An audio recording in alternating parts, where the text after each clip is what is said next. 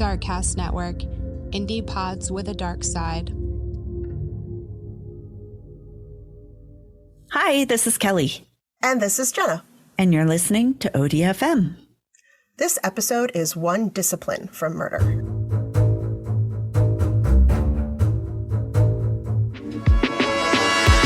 Are you ready? All right, so we have a shout out to do, huh? We do. We have a new Patreon fan. Yay! And we shall call them Omnibabe. Omnibabe. I love it. I love it. Omnibabe. Omnibabe. Hey, thanks for being a fan. Thank you so we much. Appreciate you. We really, really appreciate it. Thank you. And we've been getting your emails, and they're freaking hilarious. She sent one of a T-shirt we both need, and I have to go look. I missed that. And we do read all your emails, and we do read all your comments. So please keep sending shit. Yes, send us things. We love it. Yes. Thank you, everyone. Maybe we'll get wild and send you things. I mean, once in a while we remember to. Yeah. We're so behind. We're trying, man. We're trying. We're just lucky we're getting podcasts done. I know. Discipline's good. That can mean so many things. Oh, wait. You're being disciplined. You are disciplined. Mm-hmm. Oh, yes. You have a discipline with your religion. Right. Yeah. Well, you're about to find out which one it is. I'm so excited. All right. So I have been actually wanting to do this story for a while because this is one of those ones that got me into true crime in the first place because back in the day, I watched a made-for-TV movie about it. Yeah, you did. Did it have Tori Spelling? Close. It had Holly Marie Combs. Oh. I was so close. So, okay. Are you ready? Yes. And this is, well, at the time, it was very recent. It's not that recent. God, I hate when I say that. And then it was recent. Of course it was. Well, what else would it have been? Oh, God. This is December of 1995. Oh, yeah. All right. Put yourself back there. Put yourself back. Okay, cool. Good times. Right? Got it? Yeah. Okay. So this is in Mansfield, Texas, which is a town just southeast of Fort Worth. And it's actually, I looked it up, it's south and like about halfway between Fort Worth and Dallas. So it's kind of like a suburb, I guess, of both. Okay. I wonder if they named it for many men in the field. A lot of... Could have. Oh, I see a field full of men. I thought I read something about the town was built because there was something about a grain elevator. So men in the field with the grain. I don't know. Could be. Maybe a grain elevator filled with hot men. Oh, that'd be a very different town. It's a very different town. It's raining men. All right. Oh, my God. Okay. Our first tangent already. All right. I know, right? It didn't take very long. I'm only 2 sentences in. All right. So back in 95, it still has a small town feel. Even though, field. Even though it's like right near two of the bigger cities. Right. Okay. On the morning of December 4th, 1995, a farmer was driving along a country road next to a reservoir known as Joe Pool Lake. Joe Pool. I don't know who Joe Pool was, but he had his own lake. Okay. And this is about 12 miles outside of Mansfield when he spotted what, of course, he first thought was roadkill. Ah, shit. I know. Roadkill. That's he thought not it was a roadkill. rabbit. Right. No, he was a very large rabbit. Wow. So roadkill on the ground behind a barbed wire fence. And it was a short fence. We're not talking like a prison fence with a really tall, this is shorter. But of course, when he stopped to check it out, it turned out to be the body of a teenage girl. Okay. I know. Right? Okay, here we go. It's rough being a farmer. Right? You never know what you're going to find. Her face was unrecognizable. Oh, no. She had a bullet hole in her left cheek and another in her forehead. Oh, yeah. Dang. And the left side of her skull above her ear was completely smashed in. Yikes. And see if you can relate to this. She had on flannel shorts, gray T-shirt.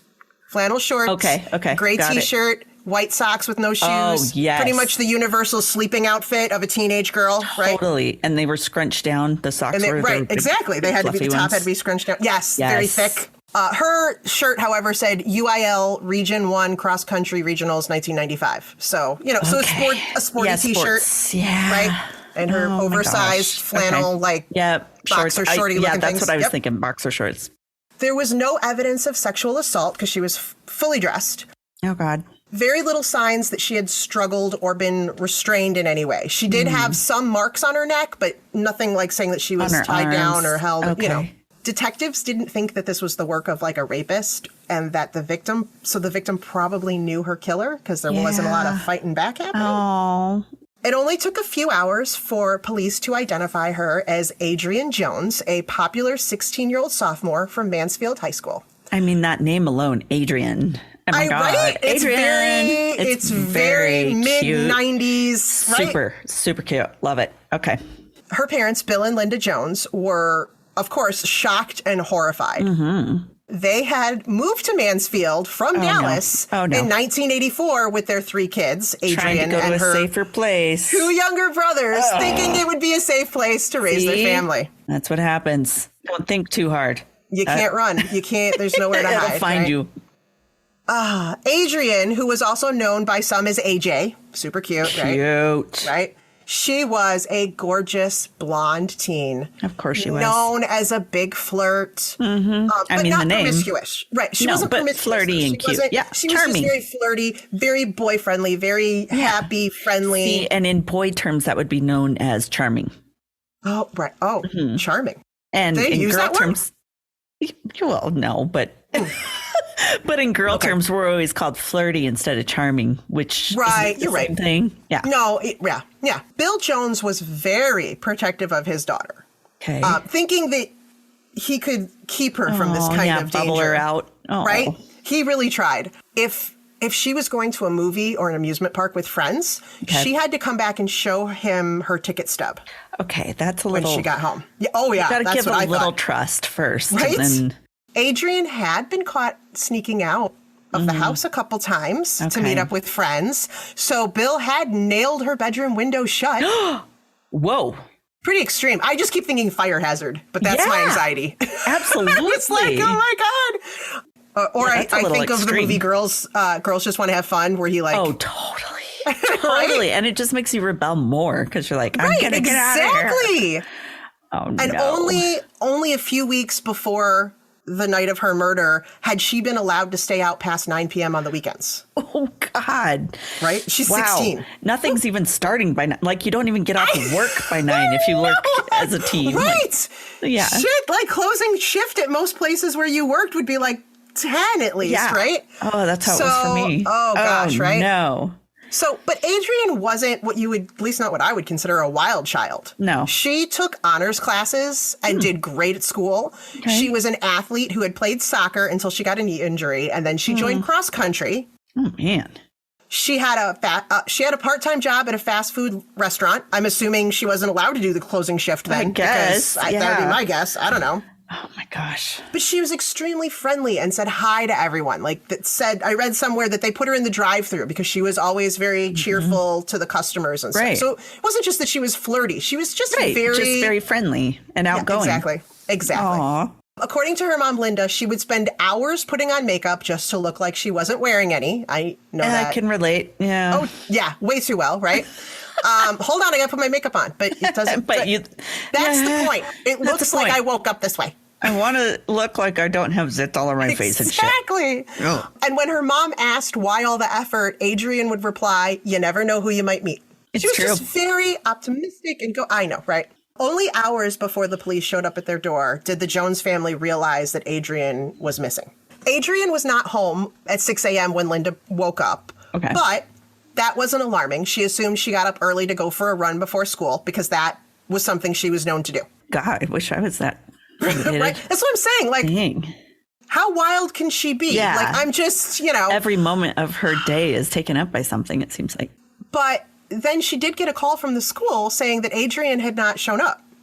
Oh, no. So she went and looked in her room and saw her running shoes were still there. So she was like... Oh, she didn't go out She didn't go out to run, right? No. Police had their work cut out for them because Adrienne was a popular teenager who went to school with thousands of other teens, right? Plus, she knew other people through sports. Yeah, work. She worked in a fast food restaurant. Yeah, she came into contact with a bunch of people all the time. Yeah, a lot of exposure. So the list of people that she had contact with was enormous. I bet. Hundreds. Especially as a teen. Like, yeah. Exactly. So, of course, they started at where you would. Did she have a boyfriend? Yes, she did. Okay. They'd only been, dating for a couple weeks. His name was Tracy Smith, and he was a student from another school. Okay. And they had met where she worked.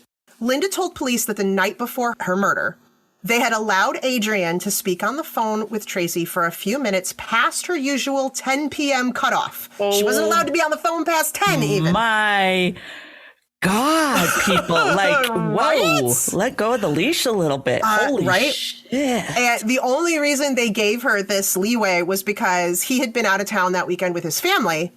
So they're like, she hadn't spoken to him in a couple days. So, okay, you can have a few more minutes. So Linda, this is another thing that they did, was casually listening to Adrian's conversation. Oh my God. Not really standing outside the door, but like putting your passing hand through. on the, your finger on the, I don't think button. she did that. I think it was because she just heard her end. So I think it was more like she was just kinda walking past in the hallway to get things that maybe she didn't have to get type situation. Oh my God. Right? Wow. I purposely avoid hearing what my kids are saying. I don't want to know. Yeah. So at one point she heard Adrian answer the call waiting and speak to somebody else for a minute or two and then clicked back to Tracy. Okay. So once she hung up, Linda goes, well, who called in? Yeah. Because they need to know everything in her business, right? It's a little overwhelming, right? It's making me crazy. I kind of want to slap somebody. Oh my gosh. So, and Adrian was like, oh, it was David from cross country. He was upset about something. So about 30 minutes later, Linda noticed that Adrian was getting her clothes ready for school and that she seemed, the word she used was antsy. Oh. Okay. Kind of like anxious or something? I guess so, yeah. But she told her daughter, turn out the lights, go to bed. It's time. But I have 5 hours of homework to do. I know, right? Good Lord. Whew. One of her sons, and I don't know how old they were, I just know that they were younger than Adrian, said that he was awoken in the middle of the night by the sound of a car that he thought was in the driveway. And he looked out the window and he thought he saw a pickup truck driving away from the house. But he couldn't say when, and he wasn't for sure. God, that reminds me of that one episode you did where the girl was at home, her mom left, and the kid thought he saw somebody drive up to the brother, but he didn't really pay attention. He thought she was just fighting with her boyfriend or something. Yes, right? Yeah. But really, she was being kidnapped? Yes. That was horrible. And he watched them walk away? Yes. Oh my God, right. That was, I think that was Doppelganger. You're right. It was. Yes, it was Doppelganger. Yep, because he thought it was her boyfriend. It was her boyfriend. Else. Yeah, because, from behind anyone wearing camouflage looks a lot alike. That's true. Look like her boyfriend. So do 50 other people when they're dressed head to toe in camouflage. Everybody out in the wild right now. Right? All right. Okay. So anyway. Sorry. When Linda had learned that Adrian hadn't shown up for school, but before the police had contacted her, Linda called Leanne Burke, who was the cross-country coach, and asked her if there was a David on the team. And Coach Burke said, well, yeah, there's a senior. Adrian's a sophomore. There's a senior named David Graham on the team, but I don't think they're friends. Like, they don't... Gasp. She spoke to a senior? Right? Yeah. Whoa. Right. And so, but Coach Burke did send a friend of Adrian's to where David was in class and just ask if he had spoken to Adrian. And when the friend went and asked, I guess David was confused and he was like, talk to Adrian? Why would I? Was his response. Like, why would I? I don't. Remember how I said strict parents lead to good liars with the children? Oh, good liars. True. Ooh, right. Yep. Yeah. Too strict. So detectives immediately wanted to speak to Tracy Smith because that's the boyfriend, right? Okay. That makes sense. Because she's not married, can't go to the spouse. So they got to go to the boyfriend. So he was interviewed and passed a polygraph test. Oh. He told police when he and Adrian were on the phone, she told him it was someone named Brian that had called in on the other line. That's saying weird. That he was depressed and wanted to meet her that night. Oh. Right. Okay. So one heard David, one heard Brian. There was a team named Brian McMillan who the family was familiar with because he used to come and see Adrian when she worked at a Subway restaurant. Oh. And he had a crush on her that turned into kind of like an obsession-y kind of thing. Yikes. Yeah. You know, she wasn't interested, was too polite to I know that flat out tell him, I'm not interested. He would come by, made her really uncomfortable. Enough that the other people at work knew, her family knew. And when she'd see him coming, she would actually kind of like either go in the back or duck behind the counter, right? Just to avoid. It's like a good story of me. Thank you. Right. Exactly. I am the same way. I can't just say, please, I'm not interested. Right. That would be so mean. Although I did that other one, I think it was Dumpster, where she did point blank say, I'm not interested. And she ended up in a dumpster. So what are you going to do? Her friends and family told detectives that Brian, he had kind of become like a stalker. Yeah. So maybe we should talk to him. So they found Brian. He was interviewed, and police learned that he was on several medications for clinical depression, which there's nothing wrong with. No, absolutely Hi, not. It's me. I'm the problem. It's me. I know. Okay. Same. But, but that's like, okay. Mm-hmm. Yeah. Especially on a teen brain, you don't know how those things are going to affect. You don't know, right? He admitted to having recently had a relapse and had been drinking the night of the murder. He had given up drinking for a while and recently went off teen, as a teen. Yeah. You got to tell yourself that I'm not drinking anymore. Yeah, these coping mechanisms aren't working. I know. So the night of the murder, he had been drinking like a lot. Uh-oh. He was so intoxicated that he couldn't tell detectives if he had talked to Adrian that night. Oh. He said, I don't know if I picked her up. I could have picked her up. He had no memory after a certain point of what he did. Wow. Right. His father insisted that his son had come home early that night and had been in the whole time. But, dads say whatever for their kid. Yeah. His friends, Brian's friends, told police, Brian is actually really a gentle soul. He'd never hurt anyone. And also, when you're under the influence of something, personalities can change. Yeah. Okay. So on December 15th, Brian was arrested and his pickup truck, he drove a pickup truck. Oh, he did. Was impounded. He spent Christmas and New Year's Eve in jail, this poor teen. Right? Oh, my God. But there was no other evidence. Yeah, I was going to say, what did they hold him on? Right. Just on like the just option. He had no alibi, I guess. Right. Wow. They couldn't find any other evidence. And so on New Year's Eve, they gave him a polygraph and he passed it with flying colors. Oh, okay. So, he obviously believed what he said. Right. He believed, right. So he was released and cleared as a suspect, at least for the time being. Okay. They were like, okay. So they could get more evidence. Yeah. Yeah. So they're like, all right, now what do we do? Well, a year before the murder, a friend of Adrian's named Kristen had been attacked and beaten by a 14-year-old girl. Whoa. With a baseball bat because she thought Kristen had slept with her boyfriend. Ooh. Yeah. Psycho girls. Mean girl. Yeah, right. She, right. So Kristen ended up with a concussion and a broken cheekbone. Jesus. Oh, my God. She went to town on her. The girl, and I don't know the girl's name because she was underage, so it's all right. They don't have it. The girl also shot and wounded her boyfriend during the attack. So we have someone who's attacked with a baseball bat and shot. And that's exactly what Adrian's injuries look like. Oh my God. Okay. Speaking of somebody that needs to be medicated. There you go, right? I think we know someone, right? Adrian had testified in court against the girl who attacked her friend. And the girl had threatened in front of people to get Adrian for her testimony.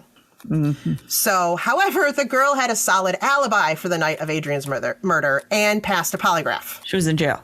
No. Right. She could have been. Maybe she should have been. Yeah. I don't know. So it was like, well, shit. Okay. So they have all these great leads, but they're not going anywhere, right? They're like, okay, this is a dead end. This is a dead end. Shit. And then the other thing that made the case hard was Adrian's murder did not get media attention for very long. A month after Adrian's murder, a 9-year-old girl named Amber Hagerman was abducted from Arlington, Texas. Amber Alert girl. You know. Oh, how sad. She was found dead 4 days later, and the media jumped on the search for her. Yeah. And her parents, as you know, because they ended up getting the Amber Alert thing to happen, you know, they were going to congressmen and they were all over the news, you know, pushing because of the lack of child protection laws. Yeah. So poor Adrian kind of got shuffled to the bottom of the pile. Right? Sad. But Amber's murder did lead to the development of the Amber Alert system, right? True. So they got that. It's just that the timing, Adrian kind of got forgotten. Yeah. Right? Oh, sad. So by the summer of 1996, police had interviewed nearly 300 teens in the area. Whoa, Jesus. Okay, we're just going to lock down the school until someone confesses. I mean, it's not like they didn't try. They tried. They're working on it. And they were kind of out of leads. So they kind of put her case on the back burner. Yeah, because what can you do? But in the meantime, there were all kinds of rumors going around. Oh, I can imagine. School saying what happened. So they were saying she was grabbed while out jogging, that she ran with a rough crowd, that she knew drug dealers and she went to raves in nearby towns. It was all this stuff. She does not sound like that type for sure. She wouldn't have time. Exactly. Her father, Bill Jones, actually was quoted in the media saying, about the only thing we didn't hear was that Adrian had been abducted by aliens. Nope. They heard it but all. That's a good possibility. But right, have we tried that? Have we thought of that? Have we looked for symbols? But she wasn't turned inside out next to a cow. Ah, yes. And she didn't have that little thingy embedded behind her ear. Behind her ear, right? Microchip. Okay. So, all right.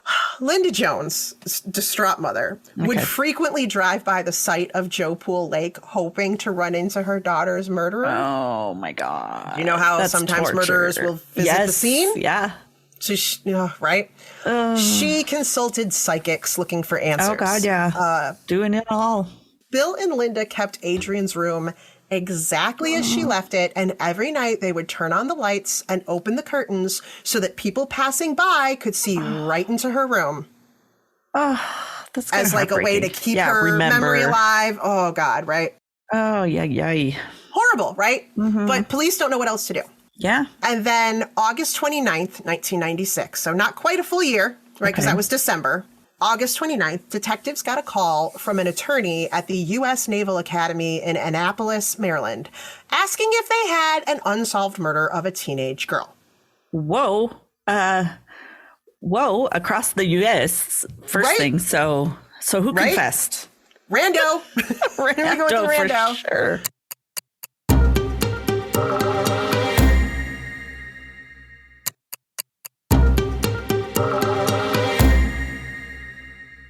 So 2 freshman midshipmen, which, by the way, that's what they call a cadet at the Naval Academy, because I didn't know what that meant. I did not know that either. Midshipmen. Okay, so midshipmen.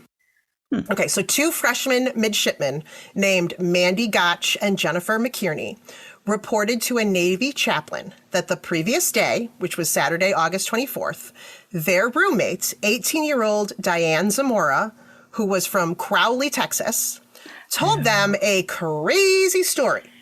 Uh-oh. The Naval Academy has a very strict code of honor requiring midshipmen to immediately report another midshipman who lies, cheats, or breaks the law in any way. Ooh, that's kind of good. But also like, ooh.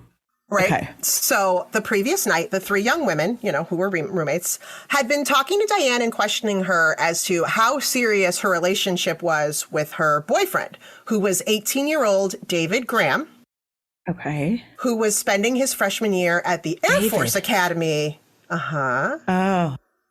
At the Air Force Academy in Colorado Springs. So they're doing this long distance relationship thing, these 2 18-year-olds, right? Okay, so they're like, well, like, how serious is it? Mm-hmm. Like, you guys didn't break up before you did this, away. Right? Yeah.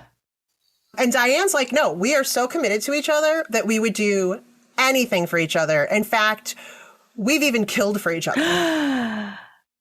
Not we would kill. No, we already have. Oh, that sounds like I don't know if that sounds like a good relationship, honey. I know, right? That's not really the kind of commitment we were asking about. I was hoping you had a better commitment than that. No. Promise rings would be easier, but right? Mandy and Jennifer, of course, thought that she was just bragging. Yeah. Until Diane said the previous year, David had cheated on her. Oh. And she told him, okay, well, then you got to kill the other girl. Wow. This is very extreme. You don't have to also, like, Right. No, you don't have to do what she says. And then they planned and killed the girl together. Oh, girlfriend. I know. Even though it was still a pretty incredible story, they decided that they were going to follow the code and report it anyway. Just in case, right? Because, yeah, if they found out later that they hadn't said anything, they could get in deep shit. Also, like, do I want to be a roommate? Sleep in the same room with this girl. Right. Do I want to be a roommate? So detectives from Texas immediately hopped a flight to Maryland because they're like, oh, we want to talk to this girl, we need right? any info.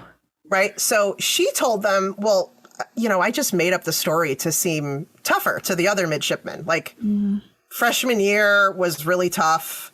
They do like the summer before it starts, they do this whole boot camp thing where like the whole idea is to break them down. Yeah. And so she's like, I was just trying not to. Okay. I was trying to just get through. Right. Exactly. Yeah. It turned out, though, that she had told a very similar story to her squad leader. Oh. But he had a crush on Diane and thought she was just lying to impress him. So he didn't report her. However, when this came out, he ended up getting dismissed because he didn't report it like the other girls did. Right? Idiot. Yeah. Okay. There was no evidence against Diane. They only had this story that she had made up, right? And, she's from Texas. She could have heard about it or read about it or whatever. It could just be a bunch of bullshit. Mm-hmm. David Graham, he went to school with Adrian. He did. Maybe he just knew about it. She heard about it. Who knows, right? But something told the detectives that she wasn't lying. Yeah. She knows something, this. Right? So they're like, look, it's a little too coincidental that her boyfriend is on the team, the cross country team. His name was one of the ones that was brought up. So he was the David on the cross country. He was the David. Yeah, he was on the cross country team. Okay. And her boyfriend Tracy said it was Brian. Right. And her mom said it was David, right? Said it was David, right? Okay. So, but because this was a whole, like, we don't know what's going on, the Naval Academy dismissed and suspended Diane. Ooh. So she was suspended till they could clear all this up, right? And she was sent home to Crawley, Texas, which is only about 15 miles west of Mansfield. So she's from the area. Okay. Well, that's So she gets sent home. Detectives go back through their case file, right? And they had spoken to David Graham in the early days of the murder investigation because they knew that was possibly someone she clicked in and talked to. But he didn't seem to have any connection with Adrian other than being on the same team with a number of other students, right? Right. None of Adrian's friends thought the two of them knew each other. They hadn't David heard was about 2 them years hooking older, up. senior. No, nothing. So they're like, okay. Still, they were like, all right, well, they asked around about David and Diane, sorry, not Diana, and found a mutual friend of the couple who told them that in the early morning hours of December 4th, 95, David and Diane had showed up at his house and knocked on his bedroom window, and he let them in through the window. Okay. They were very agitated, and they had blood on their clothing. Oh, was this guy not one of the ones, the first 300 that were interviewed? I guess not. I don't know. I don't know if he was in the school. No. Information to come forward with. Okay. That would have been, he didn't say anything. So David and Diane wouldn't say what happened, but he offered them clean clothes, so they cleaned up, and then they just laid on his floor and held each other and were praying out loud for forgiveness. That's weird. Get out. Right? And then they swore this friend to secrecy. And so he was like, okay. Yeah. Did you kill someone? I guess that makes sense that he wouldn't want to say anything. So he didn't actively say anything, but he's like, well, if you're going to show up at my door, I'll tell you what I know, I guess. Yeah. I don't know. Yeah. Pull my finger. Wait, no, pull my finger. Twist my arm. Pull my finger. Please don't. Very different thing. The cops show You live with too many boys. You live with way too many boys. The cops show up and sure pull my finger. Oh my God. Wow. That's an interview. So once they talk to this guy, detectives are like, well, we're going to fly out to Colorado Springs and speak to David. We're going to pull his finger. We're going to pull his finger. We're going to, we're going to sit here and pull your finger until you talk. So, maybe pull a nail out too. Oh my God. Okay. Okay. At first, David said he couldn't explain why Diane would make up such a horrible story. Okay. But then they gave him a polygraph test and he failed. Oops. I think you do know why she made up a story. You must have a story yourself. What's your story, David? Right. So after he failed the polygraph test, detectives told David, well, we talked to your friend. Uh-huh. The one you saw in the middle of the night with all the blood on you. We pulled his finger, and this is what he told us. Exactly. We pulled his finger, and a whole mess of stuff came out. Oh, no. Oh, God. Okay. All right. We didn't know that's their new technique. Detectives' techniques have changed. This is very secretive. Don't go talking about this to everybody. Don't we can't talk about secrets. Right. This is their interrogation techniques. Their interrogation methods. We need to keep these under wraps. Once David found out that they knew about his friend and stuff, he broke down and typed out a 4.5-page confession. Wow. Typed it all out. Well, and also just to put you back into 1996, it actually said he typed it out on a word processor. I was just going to say, I had a word processor. So did I. College. Not a computer. Word processor. Word processor. David Graham and Diane Zamora met actually in 1991, which was 4 years before Adrian's murder. Okay. They both attended weekly meetings of the Civil Air Patrol, which was an Air Force auxiliary unit that teaches kids 12 to 18 years old the basics of military life, and did search and rescue missions for downed aircraft through their cadet program that they had. Holy cow. Even with the kids? Holy moly, that's crazy. Right? 12 years old? I can't get my kids to empty the dishwasher. I know. I was like, wow, they probably need to get out of their houses. These exactly. Sounds like they had something going on at home. So David was the youngest of 4 children. Okay. His parents were both educators. He excelled at school. Oh. He was well-mannered, athletic. He was he doesn't have the background I was assuming he would have. Okay. No, he is all-American boy. Your all-American boy, right? He was tall, blonde, handsome. He was a battalion commander in his high school's junior ROTC program. Oh, wow. And he was obsessed with the military. Even as a little boy, he knew he was going to the Air Force Academy after high school and eventually becoming a fighter pilot. All right. Hey, he had a track he was going to go on. Right. So he was very, yes, ma'am, no, ma'am, yes, sir. Following the rules. Right. Very respectful, disciplined, if you will. Yeah. Self-disciplined, I should say. Oh, right? yeah. Diane was just as serious and driven. Okay. She was the oldest of 4 children. Her father was an electrician. Her mother was a nurse. She was a member of the National Honor Society. She belonged to several clubs at her high school. And her dream was to go to the Air Force Academy and then eventually become an astronaut. Oh, wow. So she should have taken anger management classes while in high school as well, it feels like. God, where did that come from? Right? Okay. She was very pretty, very petite. She had dark hair, dark eyes, super cute. Uh-huh. But unlike other girls her age, she wasn't interested in dating or fashion or makeup. She was laser focused on her future.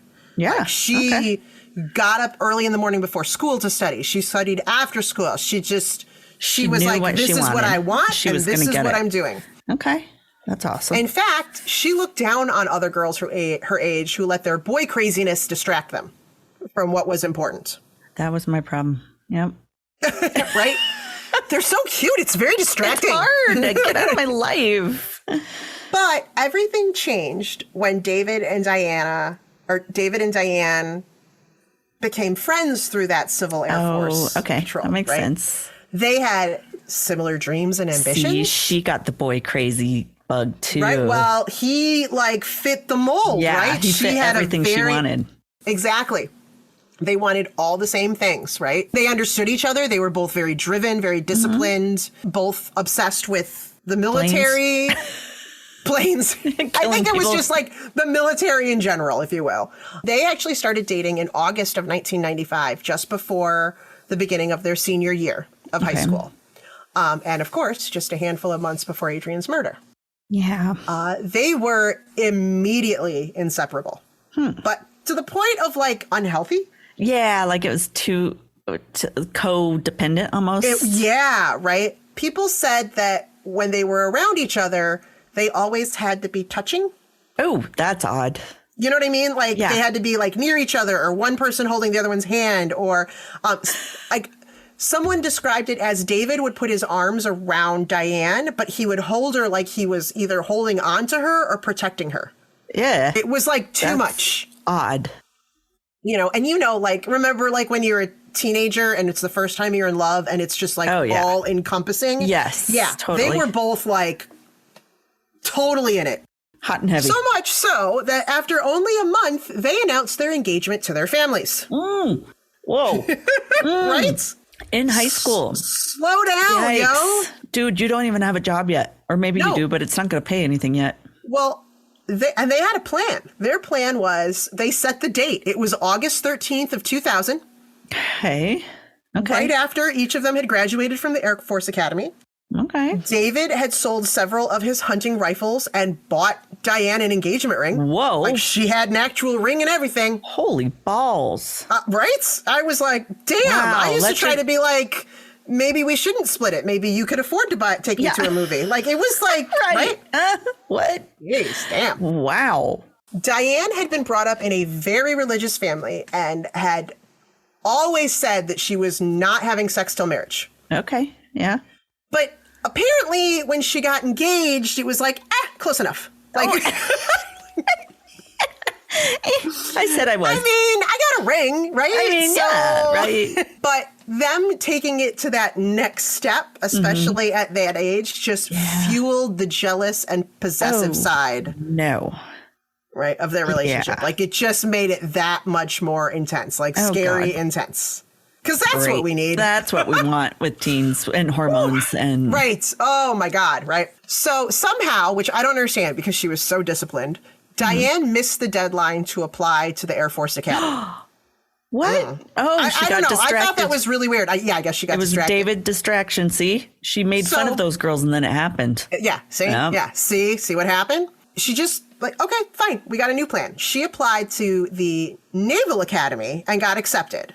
Okay. And they made a plan to keep in constant contact through phone calls and letters. And then this way they could ensure that their love would endure the distance between Colorado and Maryland. Wow. That's right, for 4 freaking years. And then after graduation, she would transfer her commission to the Air Force so they could be stationed together.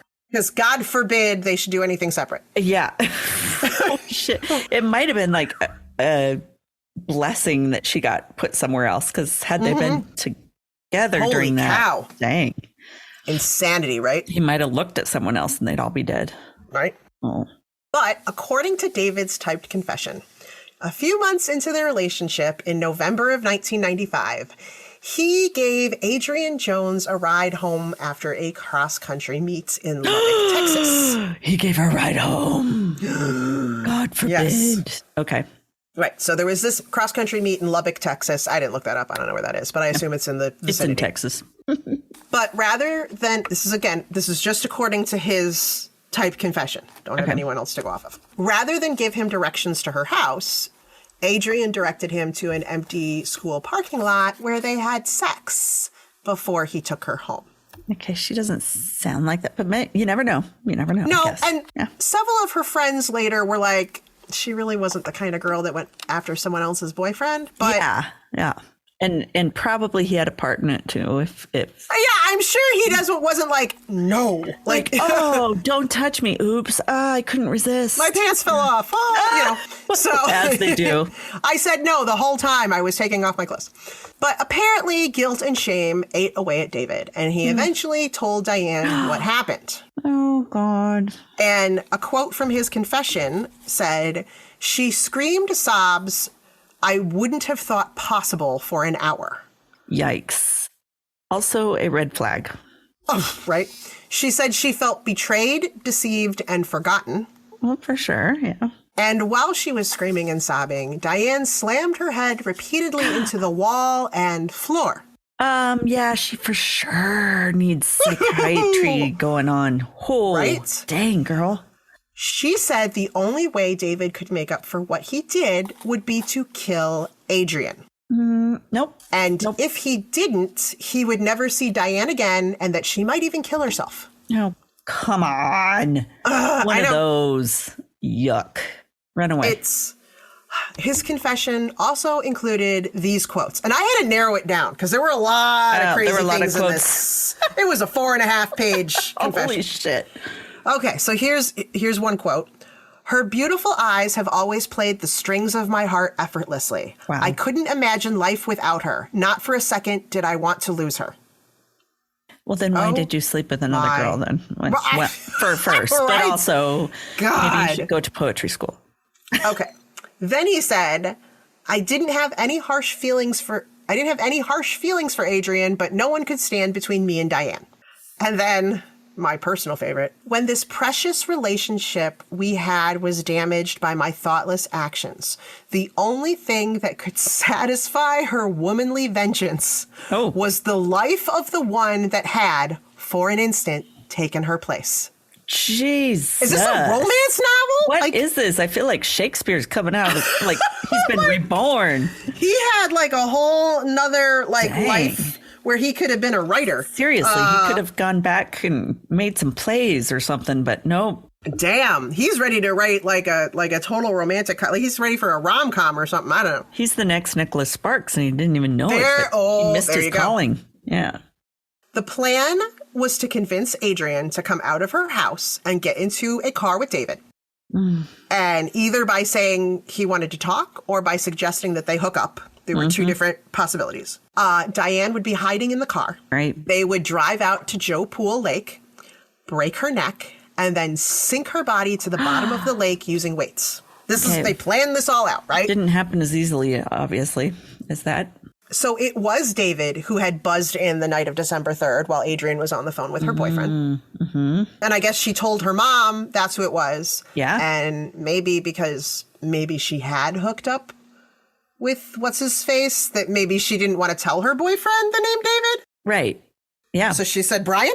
I don't know. Or because he's a typical guy, he didn't hardly listen and he was like, might have said Oh, Brian. Well, there's that as well. I don't know. Yeah. She mentioned a guy named Brian at some point. I don't care. Later that night, Adrian had managed to sneak out wearing the t-shirt and flannel shorts she slept in and socks with no shoes, right? The uniform, the sleeping uniform of every teen girl in the 90s.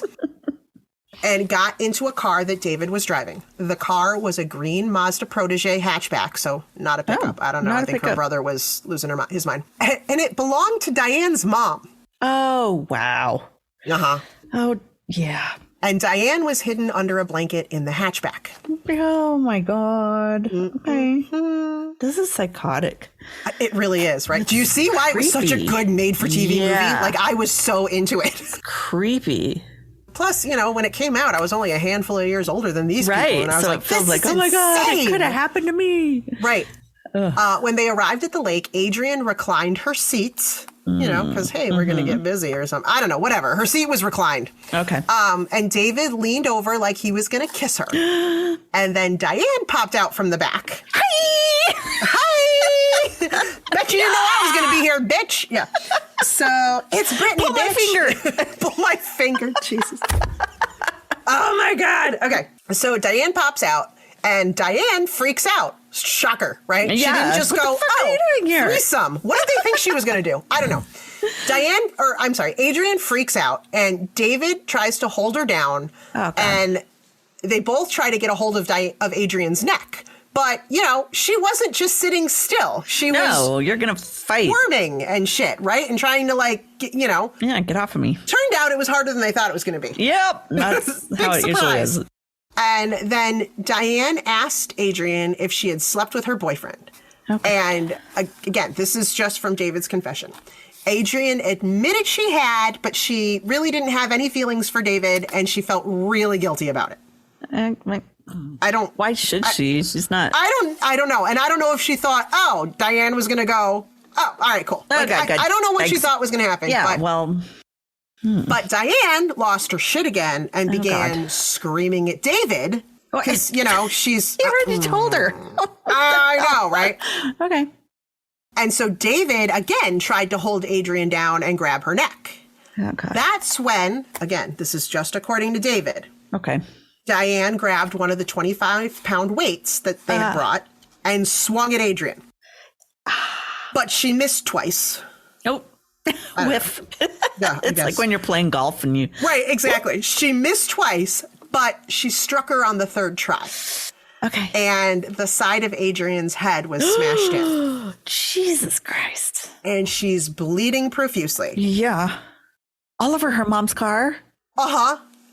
But to their surprise, she didn't die instantly. Yeah, like they do in the movies. Exactly. And she didn't even lose consciousness. Oh, no. But they were kind of like in shock. And then they were kind of like really surprised because Adrian crawled out the open car window and started stumbling away. Oh. And they were like, yeah. You know. So, but she's really badly injured and she's in shock and she's confused, right? And she stumbles over and falls over the barbed wire fence and is laying on the ground. Okay. So David gets out of the car and walks over to where Adrian had collapsed and finds, yep, she's still alive. Jesus. Okay. So he goes back to the car and tells Diane she's dead. And Diane insisted you have to go shoot her. So David went back with the 9mm gun that he had brought with just in case and walked over to Adrian and shot her in the face twice as he stood over her. Close range. Christ. Okay. Right? How are they going to clean up their mom's car also? Like, that's on the back of my mind. Like, Yeah, right. You're like, what about the car? The car. How are you going to clean that? Also in his confession, he said he got back in the car. David and Diane said, I love you to each other. And then drove off. And then a few minutes later, Diane says, we shouldn't have done that. Well, this is great information now, bitch. You had time to decide. You had time to change your mind. Now you've decided we shouldn't have done that? On September 6th, David and Diane were arrested on capital murder charges. While they waited for their separate trials, they wrote thousands of letters to each other. I know, it's nauseating. And I guess in these letters, they both acted as though being in jail was this temporary inconvenience. Oh, honey, no. That they're still going to get married. They're still going to go to the Air Force. Like, this is all just temporary. It's so cute. I know. Little dream world. I know, right? David even started taking college courses for jail because he was like, well, I don't want to waste this time. I want to make sure I still graduate by 2000 so we can get married. Oh, my God. They are so delusional. They are totally delusional. Ooh. The 9mm gun and the weights were found in David's father's attic. Oh, okay. Diane eventually confessed, and her story was fairly consistent with David's. A couple of the details were switched around a little bit, but basically the same story. Okay. Detectives found her date book, because this is back before you had a phone with all your notes in your calendar, and you used to have like an actual daily planner. Yes. They found a date book of hers and found a few interesting entries. On November 4th, she had written Lubbock, which was the name of the town where the track meet was. Track meet. Okay. Yeah, right, that day.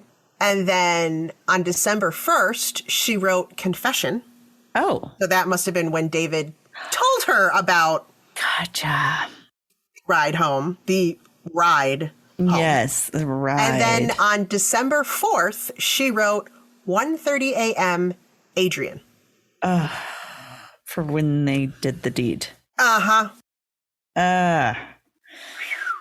Somewhere I read that she had spent time cleaning her mom's car. I don't know if they actually found it. Because I'm very concerned about this. I know. I knew you were very concerned. How do you clean this up? And there were so many details that I wanted to put in this story, and I had to pare it down. Yeah, but I know you're really concerned about this. So she did mention cleaning the car. She did. At some point, she mentioned she really worked to clean her mom's car. Diane's trial was scheduled first, but before it began, this is before the trial. Okay. A made-for-TV movie aired in 1997 called Love's Deadly Triangle, The Texas Cadet Murder. How can they release that beforehand? Isn't that weird? Shit. And Diane was played by Holly Marie Combs. Oh, my God. I literally can remember in my mind the scene where Adrian is stumbling out of the car. I can picture it in my head, like, so clearly. Because that's how much I was like, oh, my God. Oh, my God. Okay. Diane's trial began in February of 1998. Adrian's mother asked the court not to seek the death penalty for either defendant. Oh. Which I was like, wow. Right. She's like, I want them to pay, but I don't want them to die. To die. Like my daughter. Diane pled not guilty. Shocker. She admitted to being present at the murder, but not participating in it. Oh, come on. But she was the person who came up with it. Right. Well, her defense was she only wanted to meet Adrian and talk to her because she thought that David had made up the story of them having sex to make her jealous. Oh, okay. This is still like 4 months into the relationship. I'm like, this is not going well, you guys. You guys are a little dramatic. Jesus. Right? But she said she initially confessed that it was her idea and she helped plan it and all that because she wanted to take the blame in order to save David's career. Right. I don't believe I you. will fall on the sword for you, my love. Just vomit, vomit, vomit. Wow. This could go in David's romance novel. She also said part of the reason why she did it and when she was there was because she was scared of David because David was abusive. Oh, come on. But I don't think there was any evidence of that from anywhere else. So surprise, surprise, the jury found her guilty. Oh, shock. What? And she was given a life sentence eligible for parole in 40 years. Oof. Dang. I don't think she's going to get in the military now. No, I think that's over. Astronaut. I'll be too old to be an astronaut by then. Absolutely. Can't get in there. David's trial began in July of 98. He also pled not guilty and had recanted his confession. Oh, come on. But later he said he felt pressured to do so by his lawyer and later recanted his recanting. I recant my recant. Right? And I recant that recant. I'm just kidding. I did mean it. No, I didn't mean it. Yes, I did. Feels like a Monty Python thing. I know. It was insane, right? Okay. He was also found guilty and received the same sentence. I know you'll be very sad to hear this, but David and Diane's relationship did not last. What? I know. Isn't that so sick? They could have sent each other toilet paper rings. After all that, they didn't even stay together in jail. I mean, what was the point? In 2003, Diane began dating a fellow inmate, Stephen Mora, via prison email. Great. Or prison mail, not email. There's a real good future there. Yeah. I don't know. They never actually met in prison, but they decided to get married anyway and petitioned for a marriage license. No. And they never did meet because in June of 2003, Diane's mother and a male friend stood in for Diane and Stephen and became the county's first proxy marriage. What? So they got married and they weren't even there. They still hadn't met. That's bizarre. But I'm sad to report that they divorced in 2008. What? I don't know why. They couldn't keep it together for 5 years, even incarcerated, having never met. I don't know how that's possible. It seemed like love. In 2007, Diane was interviewed on Dateline and still maintained that she was only an accessory to the murder and, helped cover it up. Bitch. You started it. I know. Had she not demanded. She agreed to let them give her a polygraph on the show. Oh, God. Oh, how did that go? Well, she started exaggerating her breathing, which she blamed on hyperventilating due to nerves. It wasn't live TV. So I don't, but she's just like, oh, right? Come on. Okay. But that's also a known countermeasure for polygraph tests. I bet she discovered this somewhere or heard about this. She had a shit ton of time to be on the computer and research shit. Mm-hmm. The test administrator believed that she failed the question, did she intend to kill Adrian? He thinks she failed that one. Oh, yeah, absolutely. 2 other independent administrators said the test was inconclusive due to her exaggerated breathing. Yeah, shocker. God, right. What a piece of junk. All right, she's still in jail. Yeah, in 2000, right? So the bitch is still there.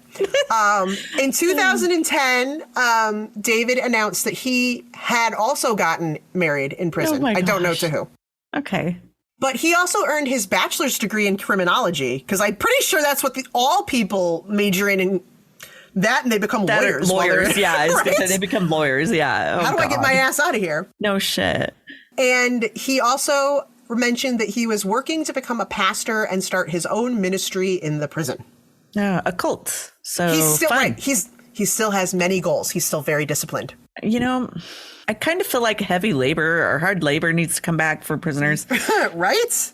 Don't they have some license plates to make or something? Yeah. I don't know. Both David Graham and Diane Zamora will be eligible for parole in 2036 when they are 58 years old. Wow. Okay. Well, he's missing an opportunity being in there. He could write his romance novels. He should be the next. Yeah, he should be writing right now. He's still got at least you said 20 13 more years. Yeah. So hey, go take some writing courses. Dude. Go start writing your beautiful romance novels. I wonder if they'll get back together when they get out. Could you imagine? They'll probably kill someone else if they do. Oh my Let's God. hope not. Right? Would you like to hear all of my sources? Oh, I bet there's a lot. Let's do this. I got another interesting tidbit. Ooh.